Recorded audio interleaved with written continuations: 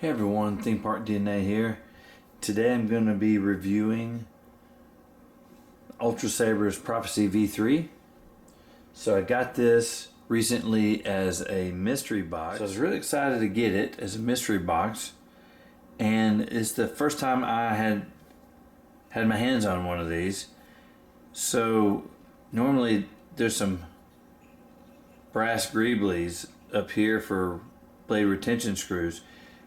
Because this was a mystery box, it just had plain blade retention screws, so it didn't have the greeblies, and it was already drilled and tapped for a CoverTech wheel, but it didn't come with the CoverTech wheel.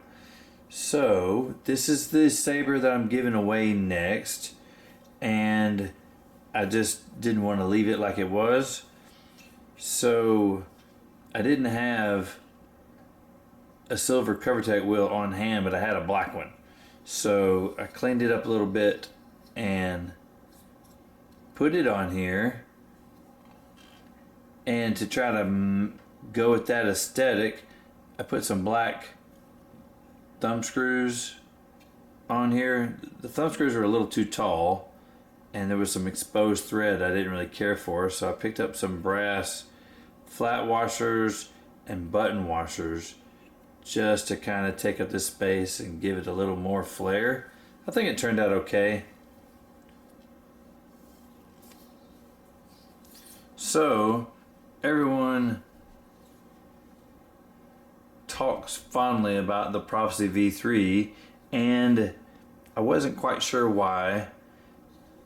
It does not have a MHS compatible emitter, and I just wasn't quite sure why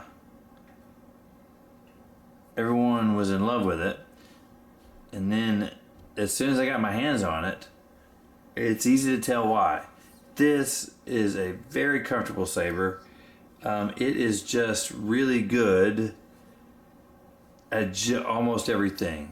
As a stunt saber, it is great for one-handed. It's perfect for two-handed. This thing just feels good in the hand. This thing comes in at 11 inches from tip of the slanted emitter to the bottom of the low profile pommel here. And it is, I believe, 1.45 inches wide. And it is very, very comfortable. You've got two choke points here. This one is perfect for one-handed use, and it really is ideal, although I kind of prefer to grip it up here where it's a little more balanced.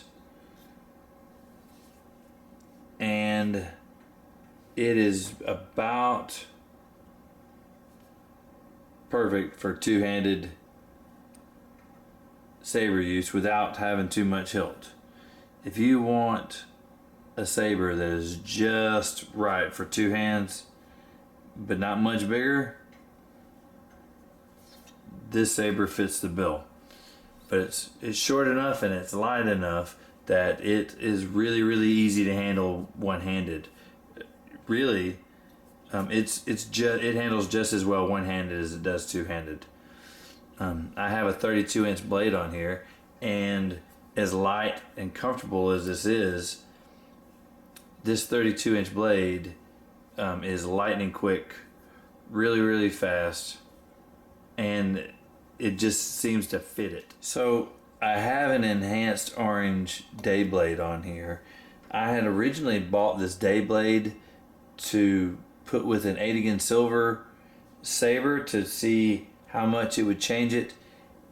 It didn't really look right, and the enhanced blue wasn't my favorite either, but I thought that it might enhance an orange. So when I got this saber in fire orange, I thought it was a good opportunity to give it a try, and I'm really not disappointed. It really adds kind of a rich depth of color. Fire orange is already a good looking color, but I think this really well, enhances the orange. Maybe that's what the enhanced day blades were really intended to do, was to enhance an LED color. So this is double wrapped in blade film, and it loses some intensity down here towards the end of the blade, but right here it looks really, really nice. All in all, I really, really like this hilt. So let's take a look at it. We already talked about the numbers. We've got a slant emitter here. This saber is really kind of reminiscent of Anakin's saber from episode 2, the Tusken Killer. We've got a slant emitter here. We've got these big thumb screws instead of bunny ears. These are interesting holes in the side. They're not tapped, they're just straight holes. I think they're meant to be windows, or possibly maybe a place to glue some extra wiring, similar to Vader's saber, where there's just a red and a white wire coming in and out of the two holes.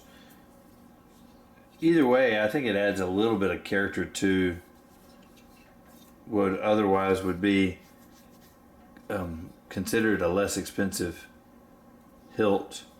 We've got an AV switch here. This bottom choke point is also good for reverse grip. And the grip section down here in the lower hilt is nice. You've got these vertical